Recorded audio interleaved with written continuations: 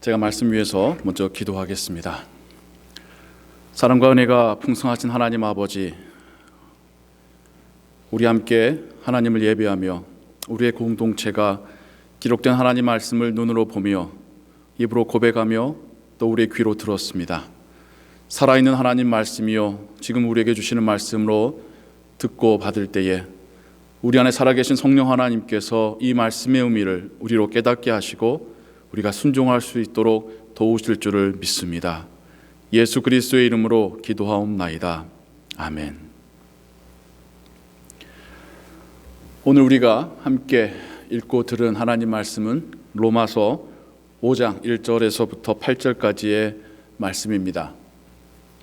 로마서는 여러분도 너무 잘 알고 계시듯이 사도 바울의 그의 어떤 신학의 정수가 녹아져 있는 성경이죠. 그 타이틀이 말해주듯이 로마에 있는 성도들을 향하여 쓴 편지입니다. 그런데 사도 바울의 다른 서신자들과는 다른 점이 아직 만나보지 않은 이들에게 쓴 편지라는 것이 다른 서신서들과는 좀 다른 그런 특이점이 있습니다. 그러니까 우리가 한번 상상해 볼 수 있겠지요. 사도 바울이 선교 여행을 하고 또 사역을 한창 할 때에 그가 아직 가지는 못했지만 이미 가보지도 않은 땅, 그가 밟아보지도 않은 땅에 예수 그리스도를 믿는 이들의 공동체가 생겨났다는 소식을 듣게 됩니다. 이젠 그리스에서의 사역을 넘어서 이제 로마로, 그 다음에 이탈리아로 그렇게 주중회를 한 바퀴를 도는 사역을 꿈꾸던 그에게 로마에 이미 생겨난 믿음의 공동체는 아마 그의 마음을 뛰게 했을 것입니다. 하지만 우리가 모두가 완전하지 않지 않습니까? 어떻게 자연 발생적으로 생겨났는지나 우리가 이유를 알 수 없으나 생겨난 그 믿음의 공동체에 대해서 듣던 사도 바울은 또 그들을 향하여서 편지를 쓸 마음을 하나님이 주셨습니다. 교회를 향하여서든 개인을 향하여서든 사도 바울이 편지를 쓸 때에는 다 이유가 있었습니다. 아무 이유 없을 때 쓰지는 않았습니다. 그렇기 때문에 그 서신서를 잘 읽어보면 편지를 받는 개인이나 그 공동체가 어떤 이슈가 있었는지를 짐작할 수가 있습니다. 사도 바울이 로마의 성도들에게 아직 만나보지도 않은 그들을 향하여 쓴 편지를 보면 처음 3분의 2의 내용이 율법과 복음에 대한 비교로 가득 차 있습니다. 율법을 어떻게 이해할 것인지, 예수 그리스도 통한 복음이 어떤 의미인지를 아주 상세하게 적어져 있죠. 그래서 우리는 사도 바울의 그 신학의, 하나님께서 그를 통해 주신 신학의 정수를 이 편지를 통하여서 또 받고 듣게 되는 것입니다. 그래서 짐작컨대 자연 발생적으로 생긴 그 믿음의 공동체가 여전히 어떤 유대교적인 베이스에서 예수님을 이해하고 있었지 않았었을까라고 하는 상상을 해보게 됩니다. 그러면서 우리가 서신서를 쭉 읽어가다가 오늘 여러분들과 함께 읽은 로마서 5장 1절부터 8절까지 해서 우리가 좀 더 깊이 들어가서 생각해 보고 싶은 그런 말씀들이 있습니다. 말씀이 이렇게 시작합니다. 그러므로 우리가 믿음으로 의롭다 하심을 얻었은즉, 로마서 서두에 나와 있는 이신칭이 믿음으로 구원을 얻는다라고 하는 그 말씀을 여기서 다시 한번 우리가 발견하네요. 믿음으로 의롭다 하심을 얻었은즉 우리 주 예수 그리스도로 말미암아 하나님으로 더불어 화평을 누리자. 하나님과 평화를 누리자. 저는 왜 이 표현이 범상치 않게 느껴지는 걸까요? 로마 교인들이나 오늘날 우리에게나 하나님이 하시는 말씀이 하나님으로 더불어 화평을 누리자 말씀하십니다. 혹 이렇게 생각할 수 있겠죠. 우리가 뭐라고 하나님하고 화평을 누리고 만에 할 건가? 하나님이 은혜 주시며 감사합니다 하고 받는 게 우리 처지지. 근데 실상은 유대교나 오늘날 우리의 신앙에서나 우리가 지금 하나님과 화평한 관계에 있는지를 돌아보아야 될 필요가 분명히 있는 것 같습니다. 먼저 유대교를 한번 생각해 볼까요? 율법적인 그들의 사고는 하나님을 이해하기를, 그들이 순종하면 축복해 주시고 복을 주시고 그들이 순종하지 아니하면 벌을 주신 하나님처럼 여겨졌습니다. 무속적인 하나님, 무속적인 신과 비슷한 레벨로 하나님을 이해했었죠. 바벨론부터 시작되었던 이 포로의 시기, 나라를 잃은 이 비통한 시기, 억압받는 이 환란의 시기가 여전히 자신들의 죄가 하나님 앞에서 온전히 용서받지 못한 거라고 이해하는 그런 베이스에서 유대교는 하나님을 이해했었습니다. 그들의 마음 가운데 생겨난 하나님에 대한 원망, 불만, 이런 것들이 없을 수가 없었겠죠. 언제까지 이 일을 당해야 됩니까? 언제까지 우리가 이렇게 살아야 됩니까? 그 탄식을 넘어서 하나님에 대한 원망으로 하나님을 사랑하고 하나님을 경외하는 것이 아니라 두려워하고 때로는 마음속으로 원망하는 하나님이 되었었을 것입니다. 우리의 신앙에서도 그러할 때가 있지 않습니까? 잘 되고 문제 없을 때에는 하나님이 축복하시는 거야 기뻐하지만 내가 의도치 않았고 예상치 않았었던 일들이 동시다발적으로 일어나면서 이걸 내가 어떻게 처리해야 되지?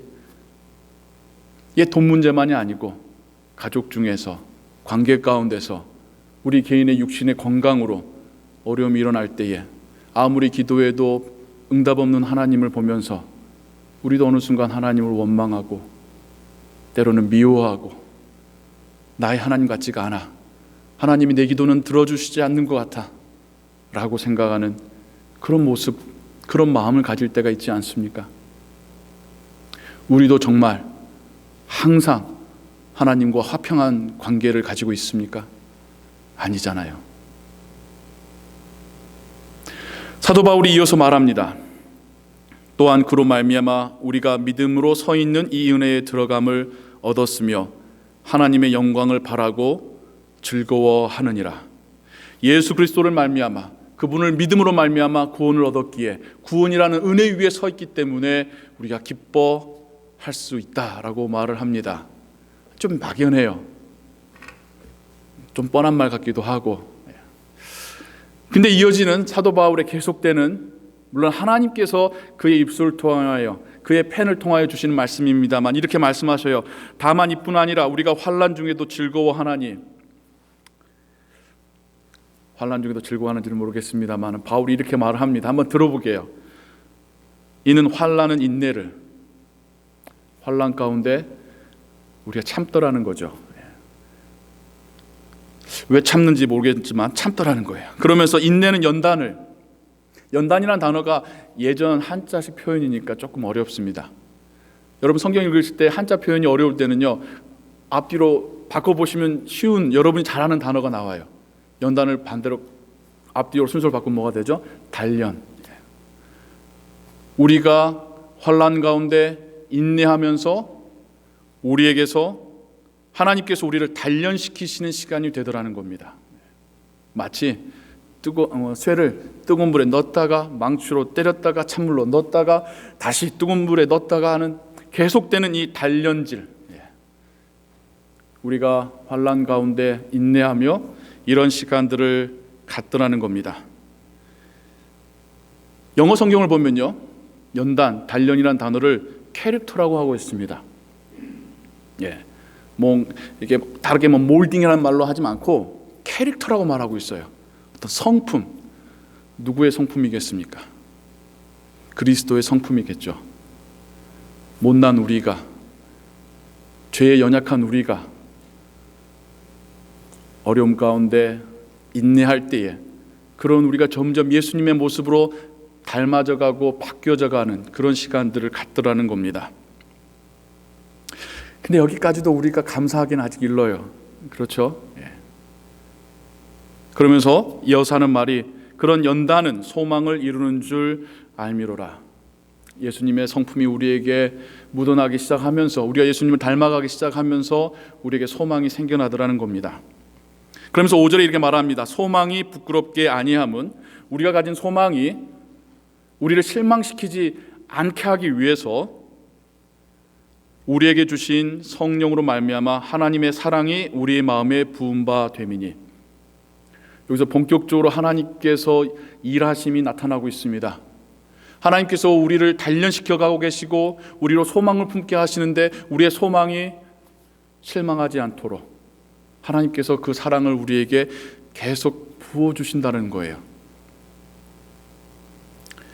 우리가 아직 연약할 때에, 여기서 연약한다는 말은 그냥 몸이 연약한 걸 의미하는 게 아니라 영어 성경 보면 powerless, 죄에 대하여서 우리가 아무런 저항할 힘이 없을 그때에, 다른 말로 하자면 그 밑에도 표현되었던 아직 우리가 죄인 되었을 때에 기약대로 약속대로 그리스도께서 경건치 않은 자를 위하여 죽으셨도다. 의인을 위하여 죽는 자가 쉽지 않고 선인을 위하여 용감히 죽는 자가 혹 있거니와. 오늘의 말씀의 마지막 구절이죠. 우리가 아직 죄인 되었을 때에 그리스도께서 우리를 위하여 죽으심으로 하나님께서 우리에게 대한 자기의 사랑을 확증하셨느니라. 우리가 이 사도 바울의 고백 가운데 그가 고린도전서 13장에서 고린도 교회를 향해 썼던 편지에서 강조했었던 세 개의 단어가 다시 나오고 있음을 보게 됩니다.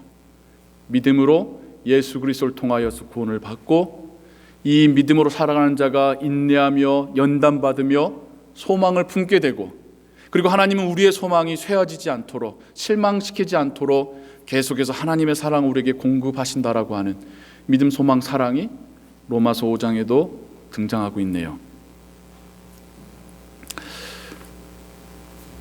하나님께서 우리에게 주신 구원은 우리는 너무나도 쉽게 받았지만, 우리의 대가 지불 없이 받았지만, 하나님이 우리에게 그 구원을 주시기 위해서는 하나님은 엄청난 대가를 치르셨습니다. 우리가 받은 구원이 결코 값싼 구원이 아니라는 겁니다. 복음은 무료로 나눠줄 수 있어도 그 복음의 기초가 되는 구원은 결코 값싼 구원이 아니라는 겁니다. 성경 여러 곳에서 하나님께서 우리에게 주실 구원이, 예수님께서 이루신 그 구원이 얼마나 비싼 대가인지를 말하고 있습니다. 몇 가지만 여러분들과 한번 나눠볼까 하는데요. 아브라함 이야기를 아시죠? 아브라함 이야기의 하이라이트가 어디입니까? 그 아들 이삭을 데리고 하나님께로 번제로 바치겠다고 모리아 산을 올라갈 그 순간이 그의 스토리의 하이라이트죠. 그리고 하나님이 아브라함을 얼마나 축복하십니까? 우리는 이 이야기를 들으면서 아브라함의 순종에 대해서 생각하게 됩니다. 그리고 그렇게 순종하는 자에게는 칼을 들을지언정 아들을 죽이지는 않게 하신 하나님이라고 우리는 이해하죠. 맞습니다. 하지만 하나님께서 아브라함 스토리를 통하여서 우리에게 주고 싶으신 이야기가 단지 그 이야기일까요? 아버지의 마음 아닐까요? 아들을 죽여야 되는 아버지의 마음, 그 아들을 데리고 그 산까지 갈 때의 마음, 그 아들을 데리고 산 위로 올라갈 때의 그 아버지의 마음, 그 아들을 묶어서 장작 위에 올려놓을 때의 그 아버지의 마음. 하나님은 차마 아브라함에게까지 아들 죽이게끔은 안 하셨어요. 인간이 감당할 수 없는 고통이니까. 그런데 아브라함의 이야기를 통하여 우리에게 말씀하십니다. 우리를 구원하시기 위해서 그 아들을 죽이셔야만 했다라는 것을, 그 아들을 죽음 가운데로 내모실 때에 아버지의 마음이 얼마나 아프셨다라는 것을.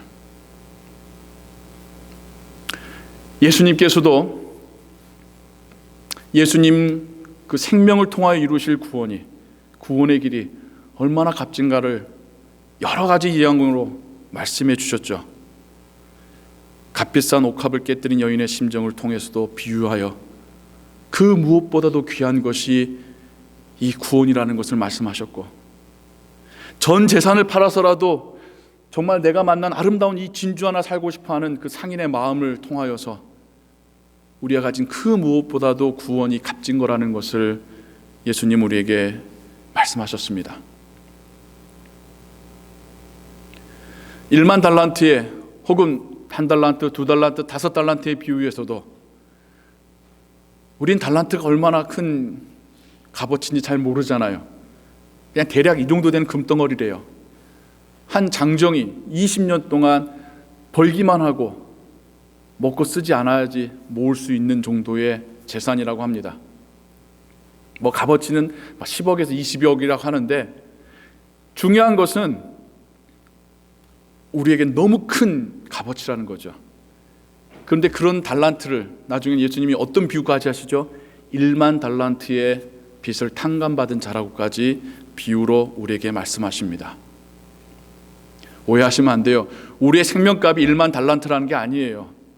우리의 생명을 구원하시기 위하여서 하나님께서 치르신 대가가 1만 달란트라는 겁니다. 우리가 착각하면 안 되는 게 우리가 값어치 있어서 하나님께서 그만한 대가를 치르면서 우리를 구원하신 게 아니라 값어치가 없는데도 그런 대가 치르시면서 우리를 구원하셨다는 겁니다. 예수님께 용서함 받고 기뻐하는 삭개오의 스토리는 그가 받은 구원의 기쁨이 얼마나 큰지, 그의 그 재산을 대부분 사람들에게 나눠줘서까지도 기뻐하며 예수님을 쫓는 제자가 되었던 그의 이야기를 통하여서 헌금하라고 성도들에게 강요하는 게 아니라 구원을 확신했을 때 그 감격이 그가 가진 그 어떤 재산보다도 귀하다는 것을 말해주고 있는 겁니다. 우리가 그 감격을 알기 때문에 신앙생활 하고 있는 거 아닐까? 부자 청년에게 소유를 다 팔아서 가난한 자들에게 나눠주고 나를 따르라 하실 때에도 헌금 많이 해야지 주의 제자가 된다는 의미가 아니라 주를 따르며 구원받고 제자의 삶을 살 수 있다는 것이 그가 가진 그 모든 것을 다 합한 것보다도 더 값지다라는 것을 예수님께서 말씀해 주고 계시는 것입니다. 우리가 받은 구원이 그렇습니다. 하나님께서는 우리에게 이 구원을 나눠주시고자 엄청난 대가를 치르셨습니다. 그 대가 때문에라도 우리를 포기하실 수가 없습니다. 우리를 살리시겠노라고 죽음의 자리로 내모신 그 아들 때문에라도 하나님 우리를 포기하실 수가 없습니다. 저 개인의 조금은 재미있고 부끄러운 경험이 하나 있어서 여러분들과 함께 나누고자 합니다. 저희 아이들이 어렸을 때에 그렇게 애완견을 사달라고 요청을 했어요. 목사 형편에서 쉽지도 않았을 뿐더러 제 자신 자체가 별로 개를 좋아하지 않습니다. 미워하진 않지만 제가 막 개를 키울 정도의 애정이 있진 않아요, 솔직히 말해서. 그러니까 저와 제 아내가 궁여지책으로 한다는 변명이 하나님께 기도해봐. 근데 이 아이가 2년 동안 기도하더라고요. 저희는 며칠 기도하고 말 줄 알았어요. 근데 정말 2년을 꼬박 기도를 하더라고요. 그리고 어느 한 그 부유한 집안에서 산 강아지가 그 집에서 키우지 못해가지고 이걸 맡아줄 사람을 찾아서 이 집 저 집 떠돌다가 저희까지 오게 됐습니다. 저희는 아이가 그렇게 원하니 또 공짜로 주겠다고 하니 덥석 받아서 데려왔죠. 그때의 결정을 지금까지 후회하고 있습니다. 상전이 따로 없어요. 근데 이 녀석이 예쁘게 생겼어요. 근데 그 혈통 중에 사냥개 피가 있어서 그런지 하여간 문만 열리면 애가, 그러니까 쉽게 말하자면 돌아버려요. 밖을 향하여 돌진나갑니다. 그리고는 막 제정신이 아닌 개처럼 막 여기를 돌아다녀요. 몰랐었는데 이제 개 받은 다음에 또 우연찮게 이러한 어린 개들을 파는 분양하는 그 샵에 들렸다가 똑같이 생긴 종, 이제 막 태어난 종이 1,500불에 팔린다는 소식을 들었습니다. 이 녀석 꽤 값어치 나는데? 라는 생각을 하고 있었죠. 그러다가 실수로 얘하고 서로 간에 이제 적응이 안 된 터라 살짝 베란다 문을 열었을 때 쏜살같이 튀어나가고, 이제 걔를 이제 잡으려고 제가 튀어나가는데 이 녀석이 저를 놀리는 거예요. 제가 달려오면 자기도 달려가고, 제가 걸어가면 자기도 걸어가고, 그리고 이게 깜깜해져 가지고 한편으로 딱 제 마음에 첫 번째 드는 생각이, 그래 잘 가라, 너와 나는 인연이 아니었나 보다. 솔직히 그 마음이 들었어요. 뒤에선 제 딸아이는 막 발을 동동 구르면서 아빠 빨리 잡아오세요 하는데 제 마음은 내가 너 잡겠다고 이 야밤에, 그때 좀 추웠었어요. 내가 너 쫓아가기가 나 싫다. 근데 문득 제 머리를 스치는 생각이 뭐가 있었겠습니까? 1,500불. 그게 물론 나중에 팔 것도 아니지만 1,500불이 저기로 도망간다는 생각을 하니까 그렇게 힘들고 숨이 차도 다시 쫓아가게 되더라고요. 30분 정도를 실랭이를 벌여가지고 결국 잡아서 집으로 데려왔습니다. 좋아하는 아이의 그 표정을 보면서 그때 그 순간만큼은 제가 제 딸한테 영웅이 됐었었죠. 근데 제가 그때도 그리고 그 이후로도 그런 일들이 몇 번 있었었지만 정말 보내주고 싶었고 다른 주인 만나라 하는 마음도 있었었지만 그러지 못했었던 이유가 저 개가 그래도 값어치 있는 개인데, 그러면서 하나님과 우리 관계도 한번 생각해 봅니다. 물론 우리가 애완견은 아니지만요, 하나님이 우리를 보실 때에 우리의 부끄럽고 죄에 연약하고 항상 넘어지는 우리의 모습 보시면서 정말 하나님 보시기 때 가치는 어떻겠습니까? 이 천지 만물을 막 창조하신 하나님 입장에서 이 드넓은 우주 가운데 이 지구에, 그 지구에서도 한 나라에 한 지역에 살고 있는 우리의 값어치는 그럴게요, 우리 집안에 있는 먼지 티끌만한 값어치밖에 안 되지 않겠습니까? 그때 그 하나님께서 우리를 사랑하시고 기약대로 약속대로 우리를 구원하시겠다라고 그 아들의 생명을 내어주셨으니까요. 그래서 그 이후로는 하나님 우리 보실 때에 그 아들 예수님의 생명값으로 보고 계시지 않겠습니까? 그렇기 때문에 우리를 포기하실 수 없는 것이고, 한번 택하시고 구원하신 우리를 끝까지 아버지의 나라로 데려가시는 것이겠죠. 사도 바울은 이것을 우리에게 말해주고 싶은 겁니다. 어려움 가운데서도 우리가 인내하게 되고, 인내하면서 주님 모습 닮아가게 되고, 그러면서 우리 안에 하나님 나라에 대한 소망을 품게 되는 그 모든 과정 가운데, 그게 나 때문이 아니라, 나의 성품 때문이 아니라 나를 구원하신 예수님, 또 그 예수님 때문에 우리를 포기하지 않으시고 사랑하시는 하나님이 계시다라는 이야기를 하고 있는 것입니다. 우리는 너무 쉽게 받았지만 우리가 받은 이 복음은 하나님께서 그거 우리에게 주시기 위해서 엄청난 대가를 치르셨다라는 것을 성경 우리에게 말해주고 있습니다.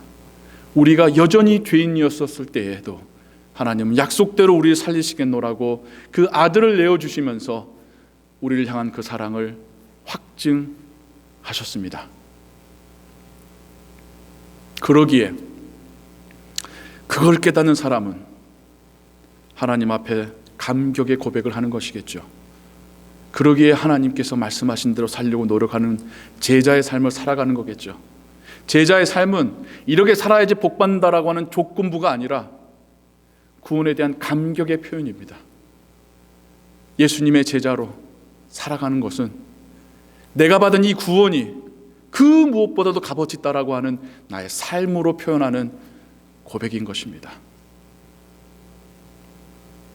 우리는 그러면서 성경 가운데 이중성을 보게 됩니다. 그렇다고 한다면 하나님께서 우리에게 주신 이 구원의 값어치가 이렇게 무거운 것을 우리가 항상 마음의 짐으로 지고 살아야 할 것인가? 아니면 반대로 그거를 값없이 주신 그 사랑에 감격해하면서 자유함을 누리면서 살아야 될 것인가? 한쪽으로만 가면 율법주의가 될 수 있고 방임의 신앙생활이 될 수 있겠죠. 이게 균형이 있어야 됩니다. 한편으로는 하나님께서 나를 구원하심에 대한 그 대가에 대한 예수님의 십자가에 대한 그 마음과, 그래서 나에게 주어진 이 새 생명에 대한 하나님과의 관계에 대한 기쁨, 이것이 균형을 이룰 때에 우리가 건강한 제자도의 삶을 살아가게 될 줄로 믿습니다. 주님께서 우리에게 오심, 아기 예수에 초점을 맞추기보다 예수께서 우리에게 오심, 하나님께서 우리에게 오심을 기억하는 절기가 바로 강림절이고 지금 우리가 지내고 있는 이 시기입니다. 즐거움도 있지만 그 십자가의 희생도 기억하는 절기가 되기를 소원합니다. 그런 마음으로 다시 한번 바울이 우리에게 절규하며 외치는 그 말, 하나님과 더불어 화평하자, 하나님과 더불어 화목하자. 그걸 위하여 주께서 제물이 되셨느니라. 하나님과의 관계가 더 회복되어지고 하나님께서 주신 구원의 의미를 더욱 가슴에 새기면서도 또한 새롭게 받은 나의 생명에 대하여 나에게 약속하신 영원한 나라에 대하여 기뻐하시는 그러한 절기 되시기를 주님의 이름으로 축원합니다. 기도하겠습니다.